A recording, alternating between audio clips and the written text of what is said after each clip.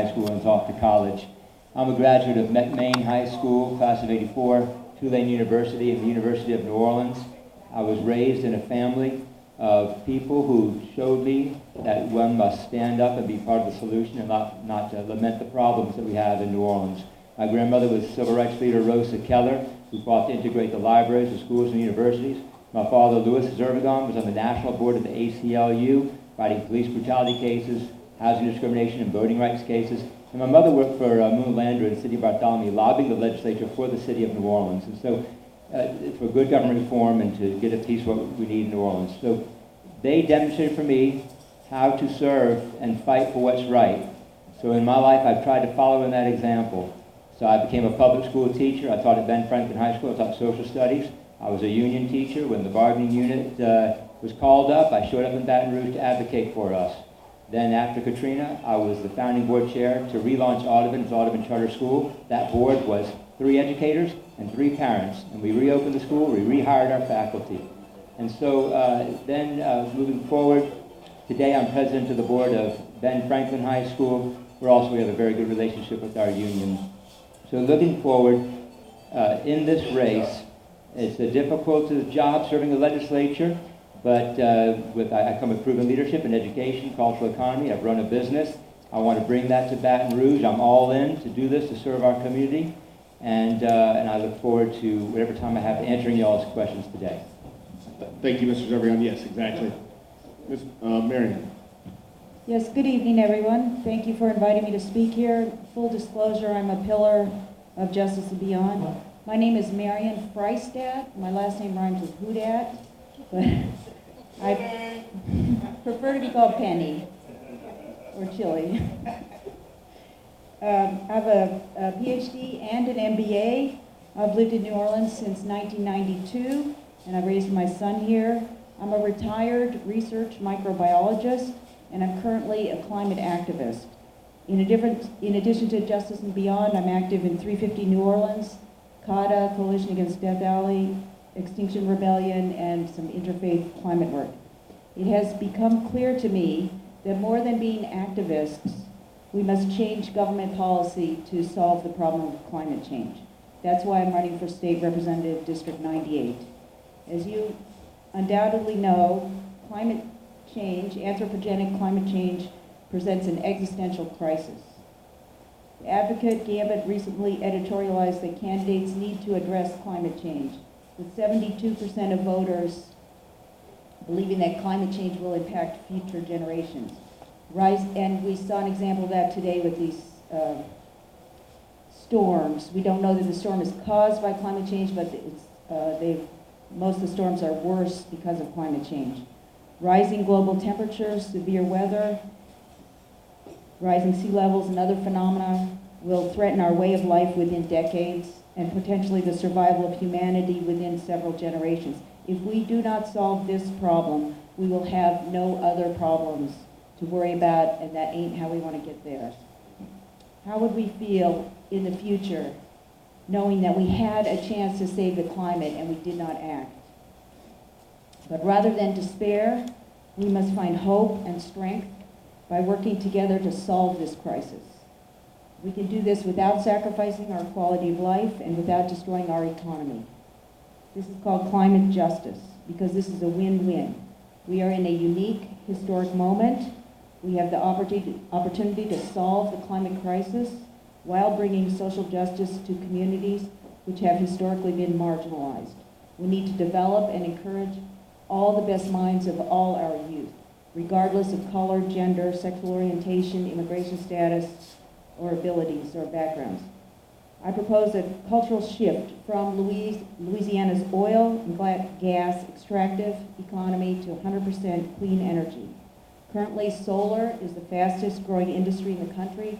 29 states and 3 territories have adopted what's called RPS, which is a renewable portfolio standard. This is a policy-directed timeline to 100% renewable energy. So we can do this in Louisiana. Climate change affects all issues, and all issues affect climate change. So although I am focused on climate change, I'm also focused on how this is going to affect all our issues. We have many pressing problems, as you know.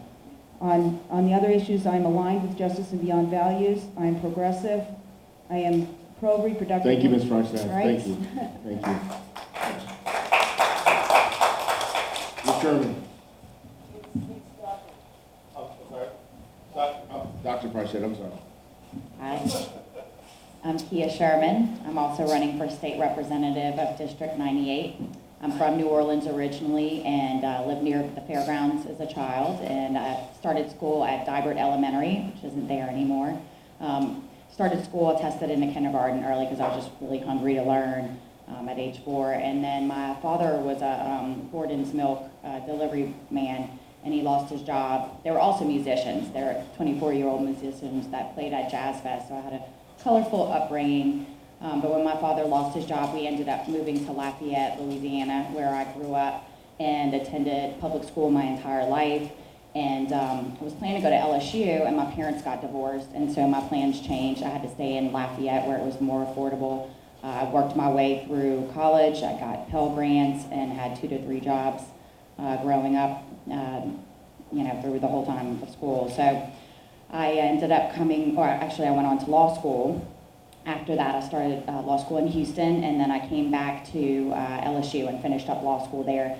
I tried to move here the week of Hurricane Katrina, which obviously everybody's plans changed significantly. I was called back to Texas at that time to help assimilate the New Orleans public school students into the Texas school system. That's where I learned and became familiar with a lot of the challenges that a lot of the New Orleans public school students had faced. Many of them were 2 to 3 grade levels behind where they should have been. And so I was lucky enough to be able to come back to New Orleans a year after Katrina, an anniversary. And since that time, I've practiced as an attorney in the city of New Orleans. I now have my own law firm on Ferret Street. In January, it'll be about 10 years. I have a diverse load of cases. I do some plaintiff's work. I also represent businesses as their general counsel. My husband and I own a few small businesses. One is Cure, the cocktail bar, and Cane and Table in the French Quarter, and we're about to open 2 more.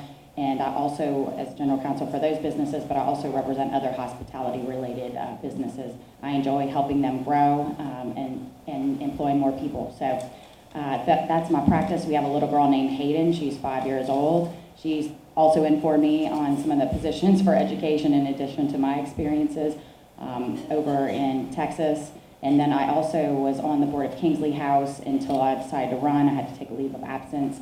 And I also help fundraise for Educare, another early childhood education program. That's one of my passions.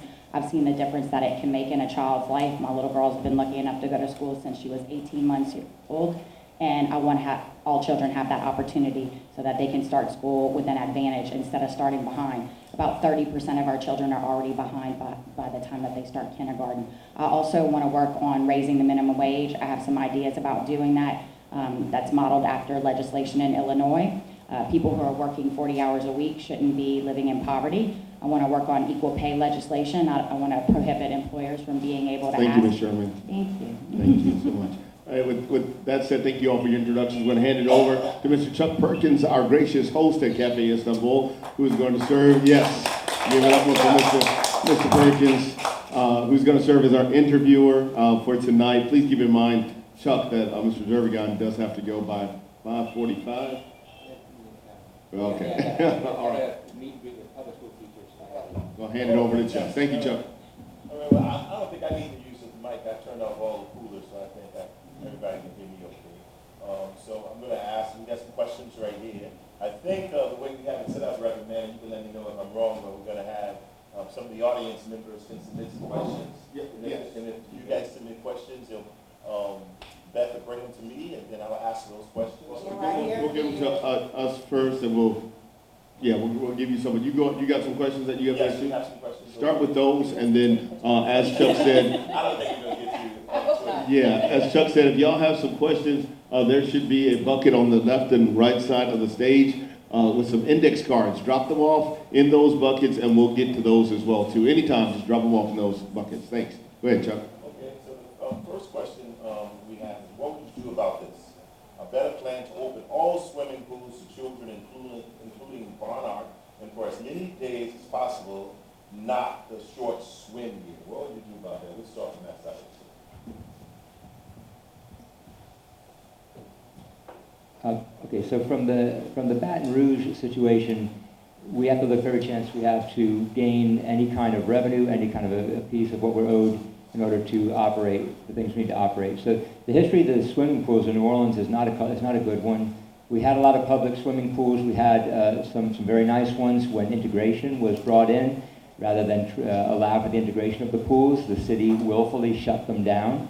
And then some private organizations came about with pay-to-swim areas and all, and now we have nothing. So we're still trying to recover from what happened in the integration fight, and we're not there yet. So with proper funding for NORD, with public-private partnerships and other strategies, we must get the funding in order to have that kind of recreation. It shouldn't be something that only people with access or privilege have the right to. It's so hot. It's almost a quality of life issue for all of us.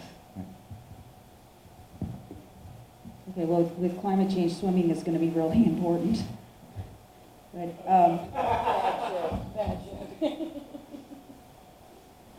well, every issue is related to climate change. I see it all through the lens of climate change. So I agree there's a long history of racism, and so we need to rectify that. And I do have some plans to get money for infrastructure, which has to do basically with taking some of the money from the oil and gas profits. So, without going into too much detail, we're a resource-rich state, and successful resource-rich economies have what's called a sovereign wealth fund. And we do have one here, and it's called the LEQTF. But it's mostly dedicated to education now, which is good. But it's a very small fraction of the oil and gas profit. So we need to extract, not to use the word extract, but we need to get more of that money for infrastructure. There was a millage renewal for Audubon that recently passed, and part of that was for the first time going to allocate some of that funding toward NORD. And so I think there should be a big push for some of that new money to be able to go towards the swimming pool programs, not just because of a recreation issue, which is absolutely important for our children, but also from a safety perspective. I think that is essential, that all of our young people have the opportunity to learn to swim from an early age, but also to have the ability to come together and enjoy recreation. So I would make a big push for those new monies to be allocated towards the program. We'll start on this side of the table for this question. We've been doing a lot of work lately, not just in the city or the state, but all across the country on criminal justice reform. And one part of the criminal justice reform, there are people who understand that sometimes people are accused of committing certain crimes. And there are times when people are allowed to stay in jail for years or to go home just based on how much money they have. And so we read the paper, the guy who committed the crime, and now there are groups out there who are saying, well, we don't want you to stay in jail for 2 and 3 years just because you can't pay a $500 bond. But there are people who wake up and read the paper and see that someone who's been accused of committing a heinous crime has been released on a small bail, and they're upset about it. I would like to know, what do you three think about it? Do you think that when we say we're going to lower bonds for people who haven't been convicted of a crime until they have been convicted, then we send them to prison? When we lower the bond, do you think that's problematic? I think it just depends on the circumstances. I think you may be referring to, I don't know, the Vera Institute came up with an assessment tool that they've given to the judges to be able to determine, based on criteria, whether somebody should be released without bond and what circumstances they should be released on. I think there are some people in the community that have issues with that particular instrument, but I think it's helpful for us to be moving in a different direction, given that we've done criminal justice reform, to see where we can still have safety, which we all want, and not have added crime, but at the same time, we're going to have to look at doing things in a different way than we've done in the past. And I don't know that I have the answer. I know you're talking about there's like the no money bail reform measures that are coming out. I know what we have in place now, and I would have to see like an evidence-based kind of approach to do something different. But I definitely think we need to be looking at all the tools that we can, so that we can try to do things together and move things forward in a different way. Overall, do you support those efforts, or do you think that it's a step in the wrong direction? No, I don't think it's a step in the wrong direction, but I also don't, I would like to see what plan we're actually talking about, right? Like, I think we need to be looking at that, and I think the Vera Institute tool that they've given to judges allows for that in certain situations. And so I think it just depends on the crime that the person has committed and whether that person lives in a different state and all the different criteria that they take into place. So like if someone is very low risk, then I'm okay with that. Okay, well, the book, The New Jim Crow, said that basically the criminal legal system is racist at every level, from policing to sentencing to judges to juries. So we need to do everything we can to reform that. So I would have to learn about what legislation could be done in that regard. We had a speaker on the Vera system, and my understanding is that we need to get rid of the money bail system. So I'm aligned with that value as well. Also, you didn't bring it up, but I'm extremely opposed to the death penalty. Yeah, something I'm running on is getting rid of money bail. We should not have money bail. It shouldn't exist. So my daughter's boyfriend, when he was about 20, 21 years old, he and a group of friends hopped the fence at the Six Flags to look at the ruins, and they got caught for trespassing, and he ended up in the jail. They wanted something like $300 for his bail. He didn't have $300. So he would have sat there waiting for, what, 3, 6, 9 months for adjudication. In the meantime, he loses his job, he loses his apartment, his dog has to be impounded by the SPCA. What if he had children? You know, what if he had people depending on him? This kind of thing ripples through our community and tears our community apart when people are stuck in prison because they don't have, in jail because they don't have the money to pay. So I bailed him out, and then he was able to get out and get back to his life. Your wealth should never be a measure of whether or not you deserve your freedom. And this is a basic problem of equity we have in our system. So, you know, it's a tough fight because, like, the Freedom Fund has been working on this. Michael Perlstein ambushed the directors of the Freedom Fund, throwing a Willie Horton type of thing at them. You're going to let out someone who's going to do something horrible. And then it almost becomes race baiting. It's the old-fashioned tool. So we need to have a sensible discussion about what to replace it with. Of course, the feds don't use money bail, for example. But this is something I'm willing to fight very hard for, including getting rid of fines and fees to fund the courts. This is also a major problem. It's funded on the back of the poor, who are heavily patrolled in our neighborhoods, who have a disproportionate contact with law enforcement. So these are things, this is part of why I'm in this, what I'm trying to do. These are issues I was shown as a boy how to fight, and I am all in to get this kind of thing done. I will be there for the hard votes. I will not walk on these issues.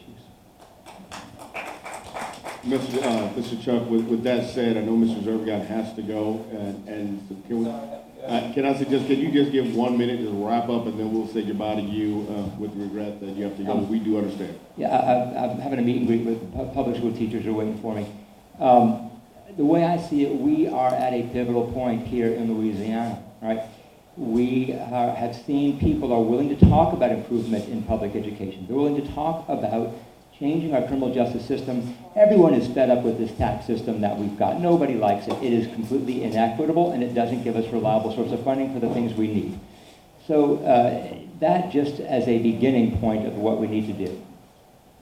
So imagine if we can get, for example, these three things right. In public education, in criminal justice reform, and in tax reform, imagine the impact we can have to begin to have a more equitable society with a more general shared prosperity, and that is what I'm fighting for, and that's what I'm asking your help for in this campaign. Thank you all for having me. It was very important for me to be here to speak to you. I respect you all's work so much, and I'm very regretful that I have to leave early. All right, thank you. Thank you.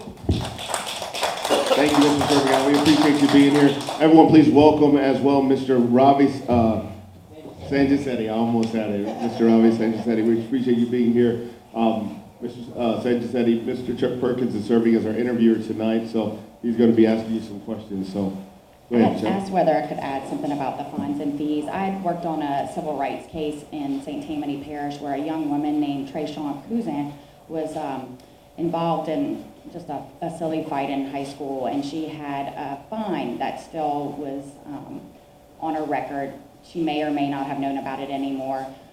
She had a bench warrant out for her arrest for about $300 fine. And she and her ex-boyfriend, they broke up, and he called the police and told them about that. Well, they bring her into the St. Tammany Parish Jail. She's there maybe about an hour and a half. They leave her alone in a cell. She commits suicide. This young woman had 2 young children. Had she not even been picked up on this $300 fine, and I see what happened to her and how it changed her whole family's lives, I mean, that is something we have got to work on. There's no reason that she should have had that fee. And I mean, if you're going to assess something, make it a very small amount. And I mean, it really changed the course of her life and her children's lives. And something needs to be done about that. That shouldn't be how we're funding our courts. So. Mr. Roby? Robbie, yes, I'm very sorry. So I tell you what, we'll let you, I'm gonna ask you the last question we asked about money there. Okay. Of the other money, but we'll let you introduce yourself. Okay. Sure. Real quick, Mr. Max Chiz, we welcome you to the forum tonight as well too. We understand that the weather has delayed everybody, and so we understand you being tardy. Max, so Mr. Chuck Perkins is serving as interviewer tonight with all of you, and we'll be asking you some questions. Mr. Robbie Sanjasetti just arrived as well too, so he's taking a question, and we'll leave it to Chuck to see who's next. Good evening, everyone. Just a quick introduction of myself. My name is Ravi Sanjasetti, born and raised right here in South Louisiana. I grew up in Terrebonne Parish. I actually am a civil rights attorney in town. My wife is a pediatrician. I believe that my campaign is about everyone has a fundamental desire and sense that they need to have a place they belong. As a son of immigrants from India, I know what it's like to walk into a room and people look at you like you don't belong there. And that's what runs through my entire campaign, creating a New Orleans, a state of Louisiana where we're accepting people. You know, recently we're talking about criminal justice reform. We had some progress that was made in the state, but we look like it could be stepping back because we're using those same prisons to house ICE, for the ICE immigrants or people that are seeking asylum. I'm making that a big part of this campaign to call that out. We don't need to be a state that's, you know, substituting for Donald Trump and putting using empty prisons beds to hold people seeking asylum. This is a cornerstone of my campaign, criminal justice reform. I think we talked about fines and fees, the cash bail system. I think we can have a better, I come out of the federal courts. I was a law clerk there. I handled the entire criminal docket for Judge Stanley Duval when he was presiding over the Katrina litigation. And we looked at, there's things that we can do to model off of at the federal level. For example, sentencing guidelines, using a class system so that we have more consistency in sentencing, elimination of the habitual offender laws that are like putting nonviolent people away for extended periods of time. Those are all things that are ripe for what we can do moving forward in the next legislative session, because now that I think that the state is moving in that direction, that people have an understanding that we can't, well, conservatives are saying we don't need to be spending all this money, and it's giving an opportunity for progressives to come in and say, well, we also shouldn't be doing this.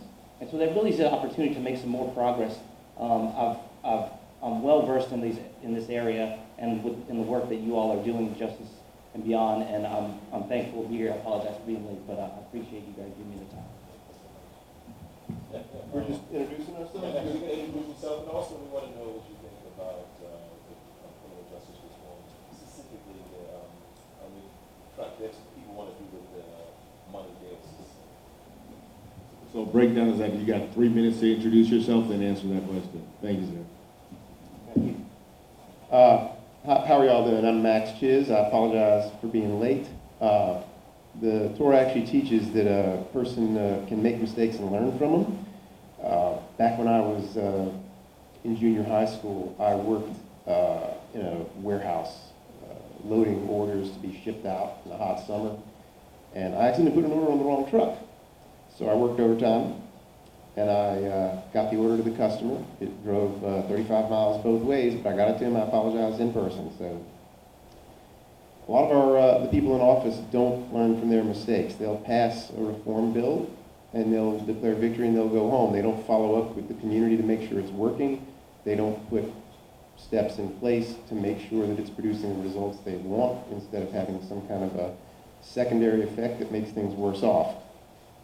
I want to change that. I want to be in office. I want it to be my duty to come here and help y'all and to be, with y'all as we develop this policy. With regard to the money bail, we need to get rid of it. There are plenty of states that have gotten rid of it, and there are other ways of getting people to show up at court that do not discriminate on the basis of income, that do not give prosecutors blanket discretion to ruin people's lives, and that don't trap innocent people in this cycle where they're paying fines and fines for being late on fines and fines for paying the fines late. And so yeah, as far as my biography, I'm an electrical engineer. I have a JD, I have an MBA. I invented self-driving cars. I'm in the top 1,000 in the world for competitive fencing. I put that stuff aside to work in the nonprofit space, to bring opportunities to kids who wouldn't otherwise have them here in New Orleans. And now I'm running for office, and I hope y'all will get on board and help me out and help me win. I'll tell you what, we're gonna start with you guys over here. My next question is, it seems as if, we are witnessing a neoliberal agenda. A lot of people think it is important to just get government out of everything, privatize prisons, privatize schools, privatize playgrounds, that is the way to go, and that's a good idea.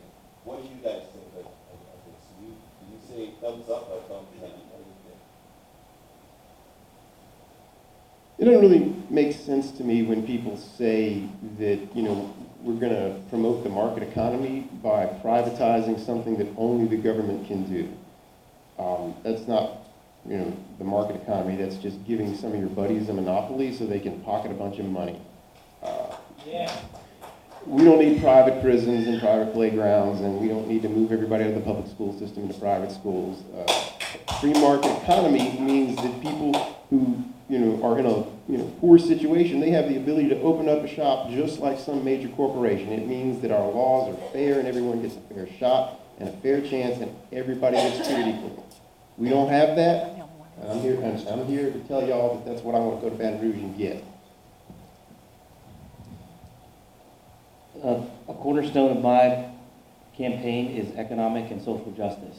I believe that the role of government is not to just cut out the parts of the social fabric that are free, but to bring people back in the fold, to use government for balancing out what's going on in our society and the failures of markets. I mean, I studied political economy at Princeton. I wrote my thesis on coastal restoration for my undergraduate thesis. So those are issues that involve market externalities, things that happen that are part of the public good, and we need to preserve those things. So in terms of up or down, definitely a down. And I want to just say this too about not just about economic justice, but social justice. Like I've met recently with the CEO at Children's Hospital, LCMC, who's now running Toro and everything like that. And there's another thing that's happening, especially to people of color, and that's women, like the mortality rate among women is something that I know I have a lot of experience in. That's a big part of my legal practice. I represent a lot of women that I've actually sued Toro and won a jury trial for a woman that died of postpartum preeclampsia as a result of negligence. So that's something that I have a particular expertise in, because that's part of what I do as a legal, as a practitioner. My wife, as well as a pediatrician, she sees kids that have been victims or witnessing gun violence. And both of us together want to have a broader impact on our city and our state by virtue of in running for this office. So thank you for your time. Okay, thumbs down on privatizing. There are a lot of basic human rights like health care, clean water, clean air, fair justice, which are a right and not a privilege. And if we privatize these institutions, we're turning them into a privilege because they're profit-based. So we definitely need to get away from that. And climate change is going to make a lot of things worse. Healthcare, overheating, our infrastructure is going to be damaged by by climate change. So we need this to not be privatized and to be in the hands of the public. Well, I think we all know what corporations are generally motivated by, and that's money. And there are certain functions that should be solely performed by the government, and that's so they don't leave certain people out and people without means. And so I'm very much in favor of government regulation in terms of the environment. If it wasn't for that and it was left to corporations, I mean, we already have problems with this. Could you imagine if there were no regulations or they weren't being enforced? So to me, greed, money, self-interest, those are the things that I think of when I think about corporations, and how they conduct themselves. So education, healthcare, all of those things, environmental regulations, we need the government to perform that function. If there wasn't that inherent selfishness in human nature, which then is exhibited in corporations, and their concerns for shareholders, then I possibly would have a different answer, but I've seen the evidence of that. We have people who are being poisoned every day in the air and in the water, and I've done environmental litigation in the past, and I'm very much not in favor of that. In fact, I think we probably need stronger regulations in government in many respects. So. I'm going to keep the mic right here. So this is a question from one of our audience members, and they said, who are some of your financial contributors and what companies are helping finance your campaign? I don't know that, I may have had a few people contribute through LLCs, but for the most part, it's just normal people. I wouldn't say there's like any real particular segment that I've received more from than others. I've had several events that have included like younger people who have given what they can give. I have, I would say I have a very broad range of supporters, and so I actually appreciate that. And I think that's a really great indication because you can kind of look, all of our reporting will come out in early September, and you guys will be able to see who's donated to our campaigns. And I think it's important to have donations from across the board because that way you're not beholden to any one group. And so I've really prided in myself for forming a very broad coalition of support. So. I'm going to add real quick too. We very unfortunate that we had restraints due to the weather tonight, but we do have District 99 candidates that are here as well too. So we're going to get you all down in about 5 minutes and then bring them up. All right, Chuck? All right, thanks. Yeah, this is the first time I've run for office, and I'm doing a very low-key grassroots campaign. I have a GoFundMe page, which is just people that support my cause of fighting climate change. And I certainly have no corporate donors. I would say that we do our existing policy. You can look up what companies donate. So a lot of our current politicians are beholden to oil and gas companies. So we need to watch out for that. I would say that I probably have a broad coalition of folks as well, mostly friends and family and friends of family because, unfortunately you've got to raise money in this day and age to run political campaigns. So, my sister, her husband, they're both physicians. My wife's a physician, so a lot of folks that are doctors have helped me out. In my professional career, I'm a lawyer, so a lot of my lawyer colleagues, I have one lawyer, I'm kind of proud of this, I have a lot of cases against him, and he helped me out with a meet and greet, but also a contribution. So I feel like I've got respect from even people that I typically are adversaries with. And I'm proud of that. I am. And I think it's important that because I want to get my message out and I want to be able to communicate to people what my campaign is about. And it is, like I said, for economic and social justice. And that's the core of my beliefs and the core of my campaign. Since I did get here late, I'm going to hang around for a little bit if anyone wants to ask me questions in person that I didn't get to answer up here. With regard to this question, This campaign is running out of, I gave some of my own money, and it's money from friends and family, and money from people who are going to vote for me. I've turned down corporate PAC money. I intend to keep doing so, and that's the deal. So I guess we just have a couple more minutes, Pastor Manning. What do you think we should give people a couple seconds just to wrap it up? Yeah, that'd be great. Okay, That's fantastic. about a minute to close the remarks.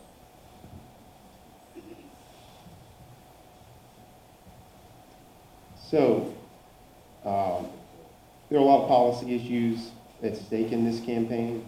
We've got redistricting coming up, where if we don't get people in office, Republicans are going to try to disenfranchise a lot of folks. They're going to carve up New Orleans and make our votes not count. We've got infrastructure problems. If we had good drainage, people would have been on time, and this thing would have run a lot more smoothly.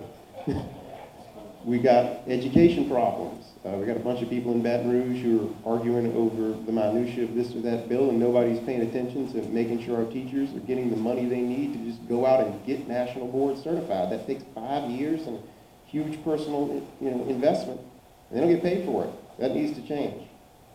We need people in Baton Rouge who are going to take a different perspective, who are going to bring, evidence-based policy, not crazy rhetoric to the table. And we're going to go out there and get stuff done, even if it means going out to, the rural boonies in North Louisiana and, representing this district to pressure somebody Thank you, up there Mr. to Tibbs. vote.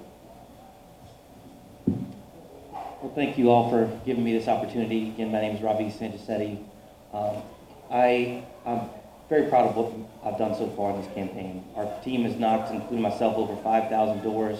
So we're going door to door every day and trying to listen to the folks and the people and what they want in this district. And I'm hearing time and time again, people are frustrated by the fact that we can't fund our modernization of our infrastructure, frustrated with what's going on in education, and really concerned about the environment.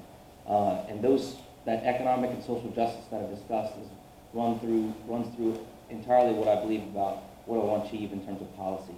I have experience dealing with people in Baton Rouge. I was helpful to, in the fight to get the governor elected when we were facing the prospect of David Vitter being elected governor. I was very instrumental in that process.